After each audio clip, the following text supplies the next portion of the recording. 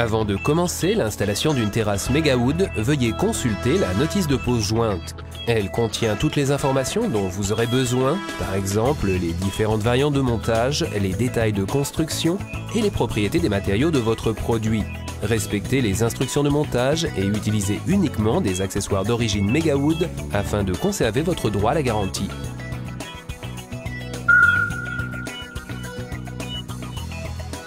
Une terrasse d'une surface totale d'environ 50 m² recouverte d'un plancher massif Megawood doit être réalisée. Planifiez les travaux de terrassement avec un spécialiste. Il se chargera également du bon déroulement de votre projet de construction. Lors de la construction d'une terrasse, une pente de 2% doit normalement être respectée afin que l'eau provenant du bâtiment puisse s'écouler. Le plancher devra également être posé avec cette inclinaison afin que vous puissiez profiter de l'effet de nettoyage par l'eau de pluie. Le soubassement de la terrasse se compose d'un lit de gravier ou de pierres concassées antigel et compactées dans lequel un drainage est intégré. La surface doit ensuite être recouverte d'environ 10 cm de gravillon que vous devez répartir de sorte à corriger les petites inégalités. Ici aussi, veillez à respecter la pente prévue. Utilisez les dalles de béton conseillées par Megawood dans la brochure pour former le soubassement de la terrasse. Les dalles doivent être installées sur toute la surface avec un espacement entre axes d'environ 60 cm. Elles forment une base idéale pour la pose des poutres de l'ossature.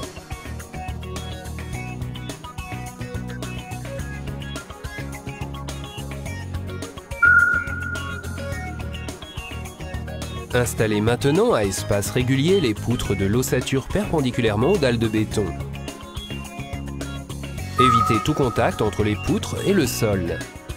Commencez par poser une rangée double de poutres au début et au bout de la terrasse pour satisfaire aux propriétés spécifiques des matériaux du plancher. Au final, le plancher ne doit pas dépasser de la dernière poutre de plus de 5 cm. La distance entre les rangées de poutres doit être de 50 cm maximum. Veillez également à poser une rangée double de poutres aux endroits où les joints du plancher sont prévus. L'écart nécessaire entre les poutres et les constructions fixes est d'1 cm.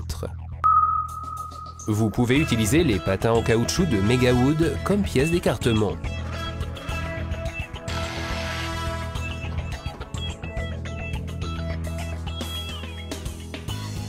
Une fois les poutres réparties sur les dalles, elles sont ajustées à l'aide des patins en caoutchouc. 3 épaisseurs différentes sont disponibles pour que vous puissiez corriger toutes les inégalités sans problème. Les espaces creux situés dans l'ossature ne doivent pas être remblayés de sorte à garantir la circulation de l'air. Une bonne aération sous la terrasse permet d'éviter l'accumulation d'humidité stagnante. Une fois les poutres positionnées, elles sont fixées aux dalles en béton. Réalisez un avant-trou dans les poutres. Alésez les trous. Percez le béton. Puis fixez les poutres avec, par exemple, des vis d'ancrage. Suivez cette procédure pour toutes les poutres en bordure de la terrasse afin de fixer l'ensemble de la construction et pour tous les joints de poutres. Veillez à conserver un espace entre les extrémités des poutres. Pour empêcher tout glissement du plancher, collez une bande de sécurité autocollante sur une des poutres centrales de la terrasse. Cette poutre doit également être ancrée dans les dalles en béton. Collez des bandes de sécurité supplémentaires en cas de pose décalée du plancher. Quand vous avez fini, n'oubliez pas de retirer les pièces d'écartement.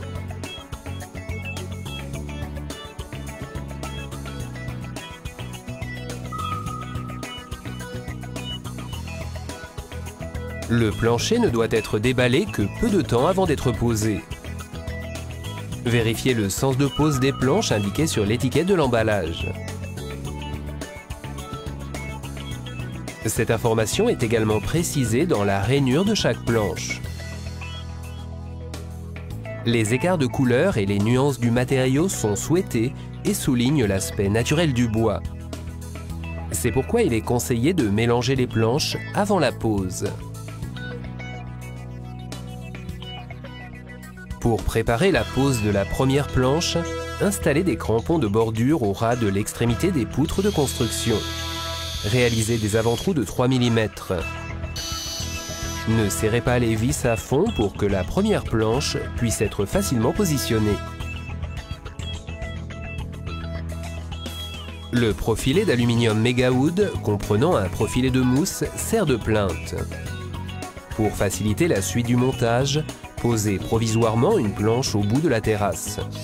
Placez maintenant les brides de fixation. Réalisez à nouveau des avant-trous de 3 mm et ne serrez pas les vis à fond. Installez d'abord les brides aux extrémités de la planche. Utilisez la latte de niveau pour vérifier si la direction du plancher est correcte, puis installez les brides restantes. Ici aussi, réalisez des avant-trous et ne serrez pas les vis à fond. Le plancher ne doit pas dépasser de la dernière poutre de l'ossature de plus de 5 cm. Mais la découpe finale n'a lieu que plus tard. Lorsque des planches sont coupées pour effectuer des joints, chanfreinez légèrement les bordures frontales. Ceci garantit une transition nette.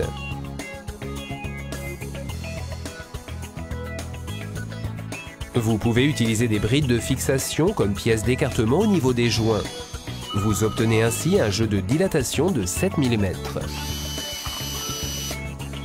Après avoir posé 3 ou 4 rangées, vous devez fixer les planches définitivement. Utilisez le limiteur de couple de la perceuse. Ceci permet d'éviter d'abîmer la tête des vis lors de la fixation des brides. Coupez l'extrémité des planches situées au niveau des constructions fixes en laissant un espace de 2 cm, puis chanfreinez légèrement les bordures frontales.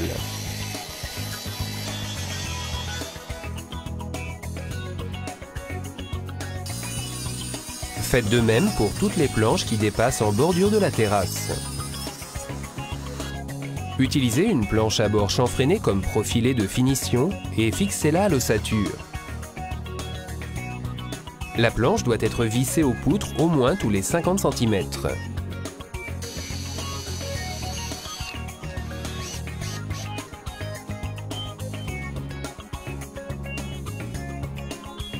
Et ici encore, réalisez d'abord des avant-trous, puis vissez.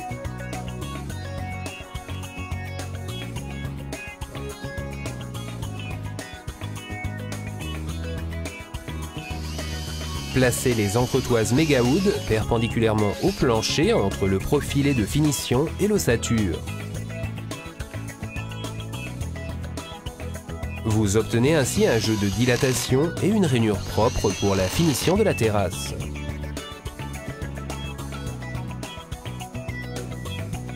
Voilà, vous avez terminé. Vous pouvez en profiter pleinement.